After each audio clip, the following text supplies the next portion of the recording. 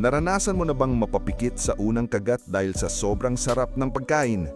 Yung tipong kahit bagong luto pa lang, naaamoy mo na at alam mong mapaparami na naman ang kanin mo. O kaya naman, may isang seafood dish na kahit ilang beses mo nang nakain, hindi ka pa rin nagsasawa.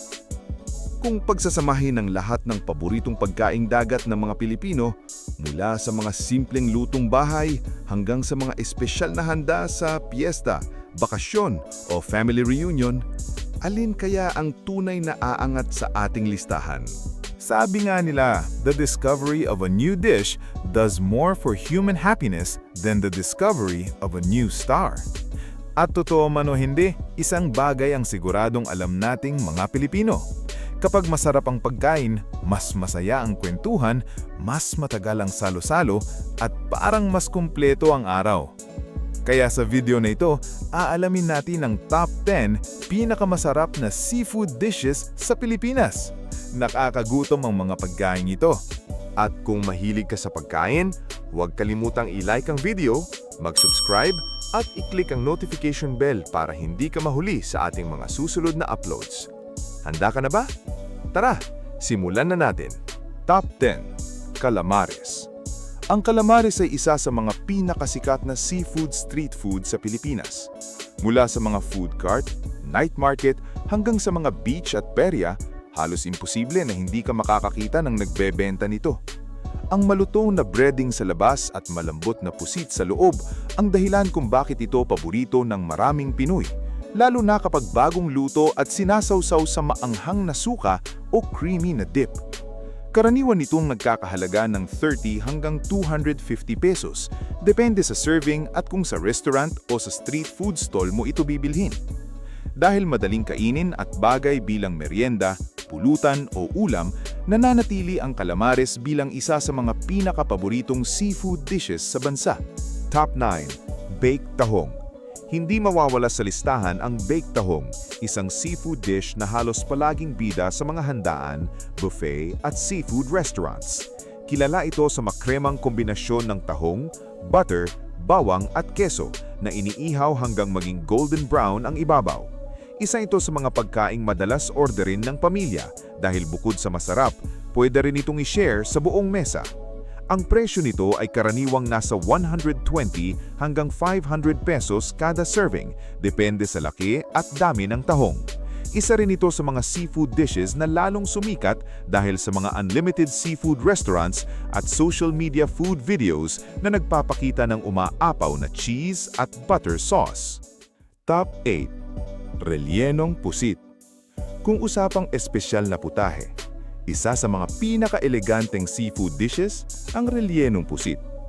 Nilalagyan ng pusit ng palaman na gawa sa ginisang gulay, kamatis, sibuyas, itlog, at minsan ay giniling o keso bago ito ihawin o iprito.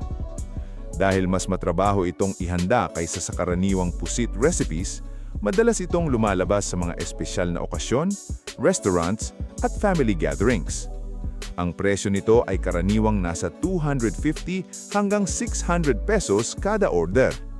Bukod sa kakaibang presentasyon, hinahangaan din ito dahil sa kombinasyon ng malambot na pusit at masarap na palaman sa bawat hiwa. Top 7. Adobong pusit. Isa sa mga pinakakilalang seafood dishes sa lutuing Pilipino, ang adobong pusit.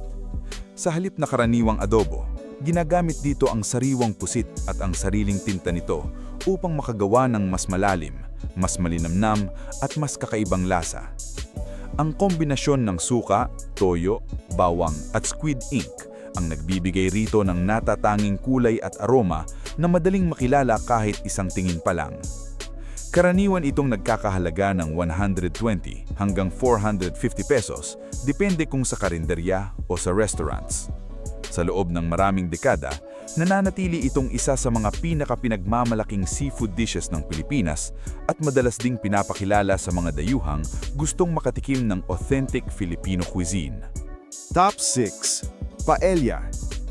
Bagamat nagmula sa Spain, matagal nang naging bahagi ng maraming Filipino celebrations ang paella, lalo na sa mga kasal, reunion, fiesta at malalaking salo-salo. Kilala ito sa makulay na rice na niluluto kasama ang saffron o turmeric at pinupuno ng iba't ibang seafood gaya ng hipon, tahong, pusit at alimango.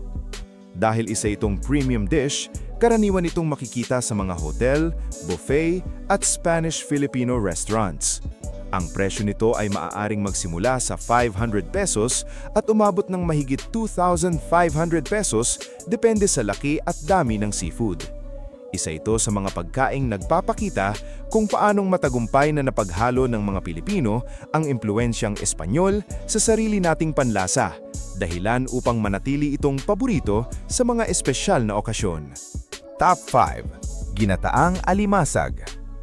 Kapag may espesyal na handaan o may bisitang darating, isa sa mga seafood dishes na madalas iharin ay ang ginataang alimasag. Pinagsasama nito ang tamis ng sariwang alimasag at ang malinamnam na gata na niluluto kasama ng kalabasa, sitaw at iba't ibang pampalasa. Habang niluluto pa lang ito, kumakalat na ang mabangong aroma na siguradong makakapagpagutong sa buong pamilya. Karaniwan itong nagkakahalaga ng 350 hanggang 900 pesos, depende sa laki ng alimasag at sa restaurant o lugar kung saan ito kakainin. Sa mga lalawigang malapit sa dagat, isa ito sa mga pinakapinagmamalaking putahe na madalas ihain sa mga piyesta, reunion at iba pang espesyal na pagdiriwang.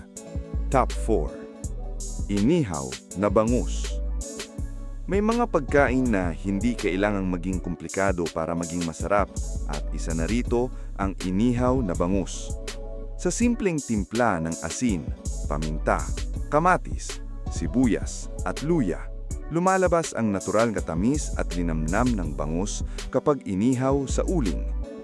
Lalo pa itong sumasarap kapag sinawsaw sa toyo, kalamansi at sili habang kasabay ng mainit na kanin.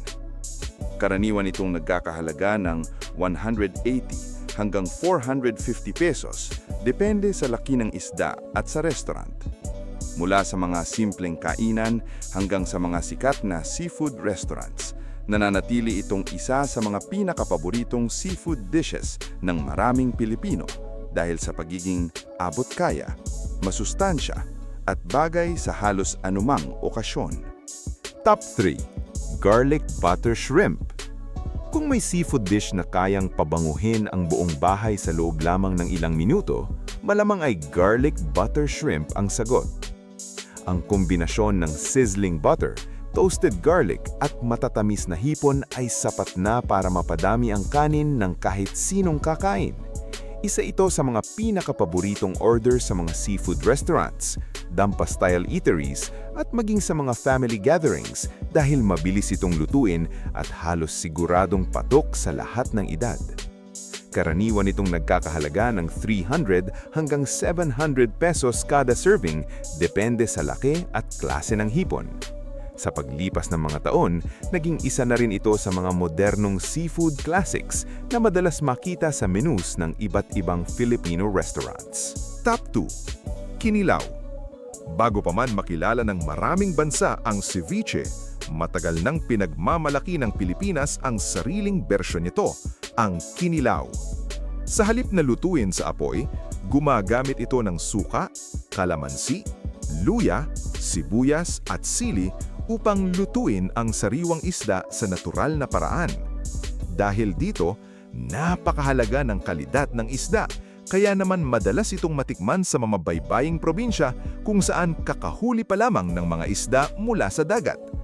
Ang presyo nito ay karaniwang nasa 200 hanggang 600 pesos, depende sa uri ng isda tulad ng tanige, tuna o malasugi. Hanggang ngayon, kinikilala ang kinilaw bilang isa sa mga pinakamatandang tradisyonal na seafood dishes sa Pilipinas at isa sa mga pagkaing tunay na sumasalamin sa mayamang kultura at kasaysayan ng ating mga isla. Top 1. Sinigang na hipon. At para sa ating number 1, ito ay walang iba kundi ang sinigang na hipon. Hindi ito ang pinakamahal, hindi rin ito ang pinakasosyal, pero pagdating sa comfort food, kakaunti lang ang may kayang pumantay dito. Ang natural na tamis ng sariwang hipon na sinabawan ng maasim na sabaw mula sa sampalok, kamatis o iba pang pampaasim ay nagbibigay ng kakaibang sarap na kinagigiliwan ng maraming Pilipino sa loob ng maraming henerasyon. Dinadagdagan pa ito ng kangkong, labanos, sitaw, okra at iba pang gulay na lalo pang nagpapalinamnam sa bawat higop ng sabaw. Karaniwan itong nagkakahalaga ng 200 hanggang 600 pesos kada serving sa mga karinderya at restaurants. Pero para sa marami, ang pinakamasarap na bersyon ay yung lutong bahay. Hindi nakakapagtakang isa ito sa mga pinakaminamahal na seafood dishes sa bansa. Mapamaulan man o maaraw, ordinaryong hapunan man o espesyal na salo-salo, ang isang mangkok ng mainit na sinigang na hipon ay may kakaibang kakayahang magdala ng ginhawa, nostalgia at pakiramdam na parang nasa bahay ka lang. At ayun na nga, ang top 10 pinakamasarap na seafood dishes sa Pilipinas. Mula sa mainit at maasim na sinigang na hipon hanggang sa sariwa at kakaibang kinilaw, tunay na makikita na napakaraming seafood dishes ang pwedeng ipagmalaki ng Pilipinas. Ikaw, kabida, alin sa mga seafood dishes na ito pang paborito mong kainin? Sangayon ka ba sa ating number 1 o may iba ka pang seafood dish na sa tingin mo ay mas nararapat mapunta sa pinakaunang pwesto? I-comment mo na sa ibaba ang iyong sagot. At kung nagustuhan mo ang video na ito, huwag kalimutang mag-like, mag-share, at mag-subscribe para sa mas marami pang mga listahang siguradong magpapakilala sa mga pinakamaganda at pinakamasarap na bagay na mayroon ng Pilipinas. Maraming salamat sa panonood. Hanggang sa muli, kabida!